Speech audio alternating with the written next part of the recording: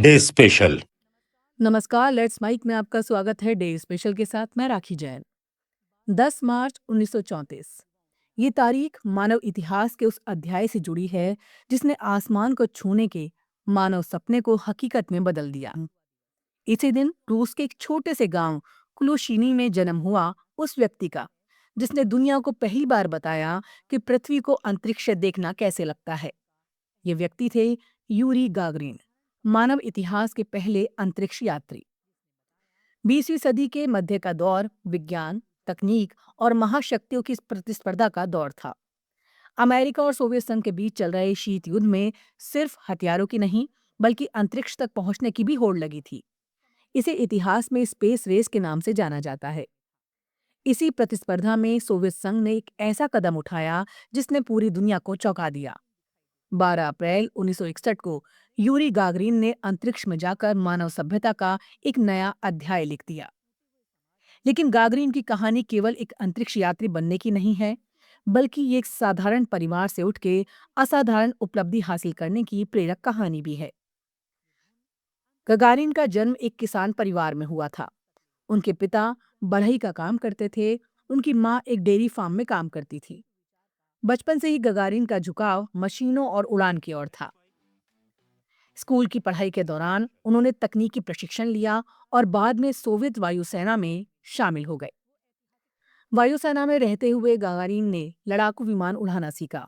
उनकी तेज समझ, साहस और अनुशासन ने उन्हें जल्दी ही अलग पहचान दिला दी। यही गुण उन्हें उस ऐतिहासिक मिशन तक ले गए जिसने उन्हें दुनिया का पहला अंतरिक्ष यात्री बना दिया। जब सोवियत संघ ने मानव को अंतरिक्ष में भेजने का कार्यक्रम शुरू किया, तब हजारों पायलटों में से कुछ चुनिंदा लोगों को उस मिशन के लिए चुना गया। कठिन शारीरिक और मानसिक परीक्षणों के बाद यूरी गगारिन को उस ऐतिहासिक उड़ान के लिए अंतिम रूप से चुना गया। 12 अप्रैल 1961 को सोवियत अंतरिक्ष यान वोस्टॉक 1 के साथ गगारिन ने अंतरिक्ष की ओर उड़ान भरी। इस मिशन को कजाकिस्तान के बेकोनूर कॉस्मोड्रोम से लॉन्च किया गया। जैसे ही रॉकेट ने उड़ान भरी, गागारिन के मुंह से निकले शब्द इतिहास में दर्ज हो गए। पोए खाली, यानी चलो निकल पड़े।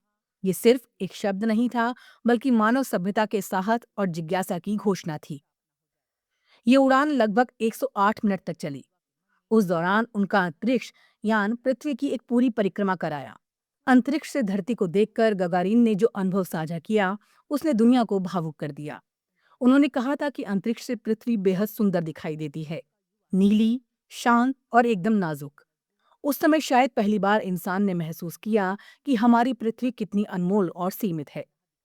इस मिशन की सफलता ने सोवियत संघ को पूरी दुनिया में तकनीकी श्रेष्ठता का प्रतीक बना दिया। गगारिन रातों रात वैश्विक नायक बन गए। सोवियत सरकार ने उन्हें अपने देश का सर्वोच्च सम्मान hero of the Soviet union प्रदान किया। इसके बाद गगारिन को दुनिया के कई देशों की यात्रा पर भेजा गया, जहां उनका भव्य स्वागत हुआ। वो सिर्फ रूस के ही नहीं, बल्कि पूरी मानवता के नायक बन गए। गगारिन की मुस्कान, उनका सरल स्वभाव और उनका आत्मविश्वास उन्हें बेहद लोकप्रिय बनाता था।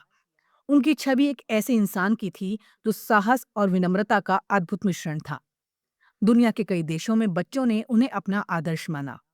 विज्ञान और अंतरिक्ष के प्रति उत्साह जगाने में उनकी भूमिका बेहद महत्वपूर्ण रही। हालांकि उनकी जीवन यात्रा बहुत लंबी नहीं रही। 27 मार्च 1968 को एक प्रशिक्षण उड़ान के दौरान विमान दुर्घटना में उनकी मृत्यु हो गई। उस समय उनकी उम्र सिर्फ 34 वर्ष थी।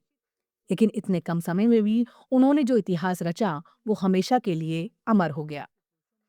आज भी जब अंतरिक्ष मिशनों की बात होती है, तो यूरी गगारिन का नाम सबसे पहले याद किया जाता है। उनके साहसिक कदम ने मानवता के लिए अंतरिक्ष के द्वार खोल दिए। उनके बाद ही चंद्रमा पर मानव मिशन संभव हो पाया और आज हम मंगल ग्रह तक पहुंचने की योजनाएं बना रहे हैं। आज दुनिया भर में 12 अप्रैल को कॉस्मोनॉटिक्स डे के रूप में मनाया जाता है, जो गगारिन की ऐतिहासिक उड़ान की याद दिलाता है। वहीं 10 मार्च को उनका जन्मदिन हमें याद दिलाता है कि बड़े सपने अक्सर छोटे गांवों से जन्म लेते हैं। डे स्पेशल में फिलहाल इतना ही। देखते रहिए, सुनते रहिए लेट्स माइक। नमस्कार। आप सुन रहे थे let's mic more than radio. Follow कीजिए हमें हमारे सोशल मीडिया प्लेटफॉर्म्स पर।